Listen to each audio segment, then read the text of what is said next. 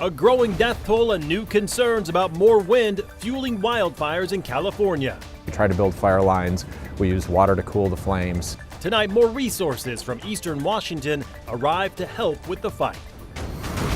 The Idaho governor in Hayden to promote his 2025 Keeping Promises plan, the priorities he is highlighting tonight. A stagnant weather pattern means more fog and cloudy days ahead, but there will be a couple of chances of sunshine this week.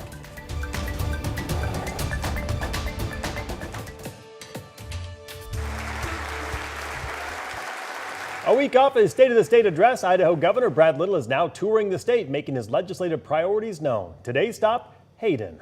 Good evening and thank you for joining us for KREM 2 News at 5. I'm Mark Hanrahan. It's good to have you here tonight. I'm Whitney Ward. Governor Little is touting his 2025 Keeping Promises plan. KREM 2's Shannon Mowdy is breaking down what it could mean for North Idaho. Shannon?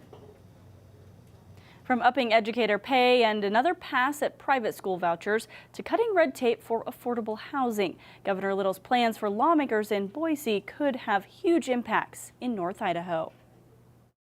Governor Brad Little says he's already rolled up his sleeves with lawmakers on several of his Keeping Promises plan priorities. One that tops his list is education, with $150 million in new funding floated for public schools. Little says that includes more pay for teachers and better health care. Health benefits alone this year is about $140 million item. So that if you work in a school district, you get the same good insurance that any state employee does. That is a huge help for these districts. Districts like those in North Idaho, where he says it's more competitive with some educators moving to Washington. Idaho legislators are also taking another pass at a controversial school choice program, with Little suggesting $50 million go toward private school vouchers. This new proposal is $50 million. They expect to know how that $50 million, who qualifies for it, how it's delivered, that there isn't a situation where people are double dipping. He promised guardrails to keep it fair and transparent. Lawmakers are hashing out how to make that happen this session. Right now, the proposal that I think has the most traction will be a tax credit. A similar bill failed last year. Little also says better schools and infrastructure can help another problem plaguing North Idaho, the need for affordable housing. He teased legislative changes to streamline permitting that could come next month. We know there are a lot of permits that are in local planning and zoning, city, county, that are in their inbox and they're not in their outbox. We want to do what we can do to improve that. Little says the Gem State shines when it comes to cutting red tape and regulations, a facet that's attracted the attention of the Trump administration. They have been reaching out to us because of what we've done from a regulatory standpoint, what we've done from a licensing standpoint. He says his team's also been tapped by Trump to weigh in on upgrades to wildland firefighting and forest resiliency. Now back at home in Idaho, Governor Little is proposing $100 million for fire management, most of which would go to replenish the state's fire suppression fund. Shannon Mowdy, KREM 2 News. Shannon, thank you. The death toll from the California wildfires now sits at 24 people. Tonight, the Los Angeles area is preparing for more heavy winds that could fuel the flames of multiple fires burning tonight. A red flag warning takes effect this evening. CBS's Laura Haffley reports from Los Angeles on the growing concerns.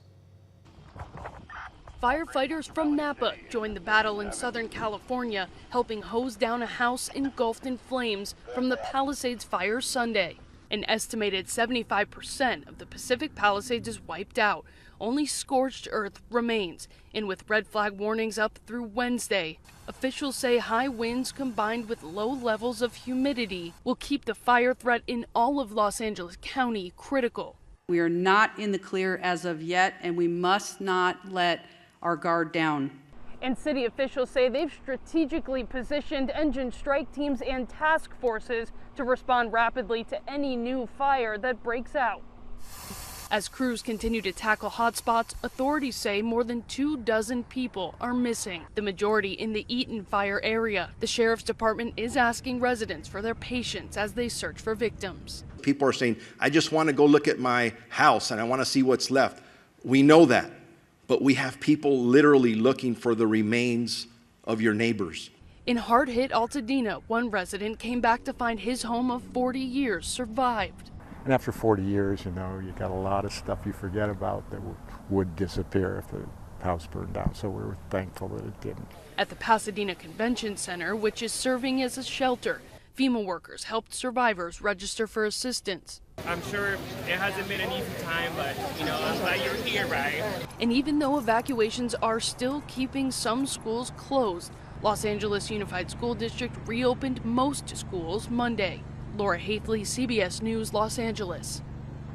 And resources from across the nation are now flooding into LA County to help fight those fires. Locally, one Spokane-based company that does aerial firefighting sent its 6th crew down to LA today. KREM 2's Regan Gallo has more on how aeroflight plays a crucial role in supporting ground crews and fighting fires from the sky. Regan?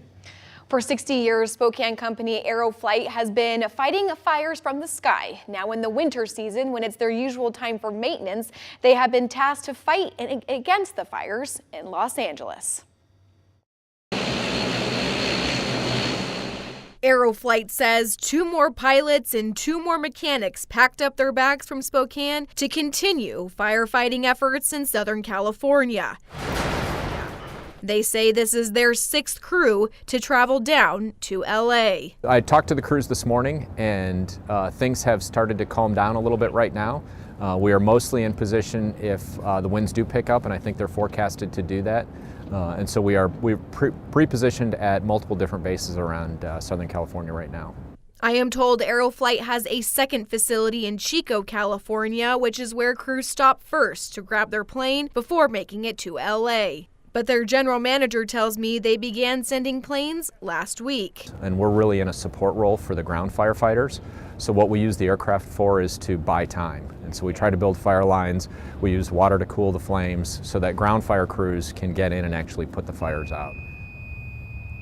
And he notes there are only a few private companies that do this type of work. Almost all of these airplanes that drop the red retardant are all civilian companies. It's not a government agency that does it. Neiman says as soon as crews reach their destination, they begin dropping fire retardant. The job is very rewarding. It's a job with purpose.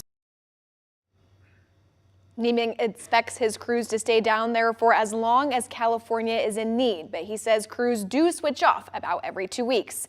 In studio, Regan Gallo, KREM 2 News. Regan, thank you. And also in California tonight, Red Cross Pet Liaison Paige McKee and American Humane Disaster Manager Tim Percival both are from the Spokane area. This photo shows them at the Westwood Community Center helping Coco the goat, who had to be evacuated in the fires. This is just one of the many Red Cross shelters open for the community in response to those LA fires. The Red Cross of the Northwest region says Paige and Tim are working closely with California partners to provide safe shelter, food, emotional support, and other critical services for impacted families as well as their pets. And among the firefighters on the front lines in California, crews from right here in Washington. They're working around the clock to save homes. One of the crews traveled all the way from Gold Bar, Washington over in Snohomish County. The Sky Valley Fire Crew just finished their 35-hour shift battling the Palisades fire. The crew's main objective, to protect homes. About 20 miles west of LA, Battalion Chief Scott Colson says in his 2 decades of firefighting, he has never seen anything like the magnitude of destruction caused by the California wildfires. Point protection, getting amongst these houses and making sure they are evacuated and that we could stop any spot fires that happen on the decks or around the perimeter of their yards. Colson and his crew are expected to return back home on January 24th. All right, let's talk weather, shall we? Another chilly gray day across the inland Northwest today, and by the end of the week, we'll see some of the lowest temperatures of the year so far. Yeah, it sounds like it's going to be really cold, especially when we say Arctic air moving in. But Chief Meteorologist Jeremy Legoo here to say not that bad, right? Not that bad. It's one of those ones where, yeah, we have a little bit of Arctic air moving in, but temperatures in the 20s during the day and maybe the teens at night are no big deal. Seriously, no big deal. 32 degrees is where we currently sit right now. And across much of the inland Northwest, our temperatures are pretty close to freezing, give or take a few degrees. That seems to be about it.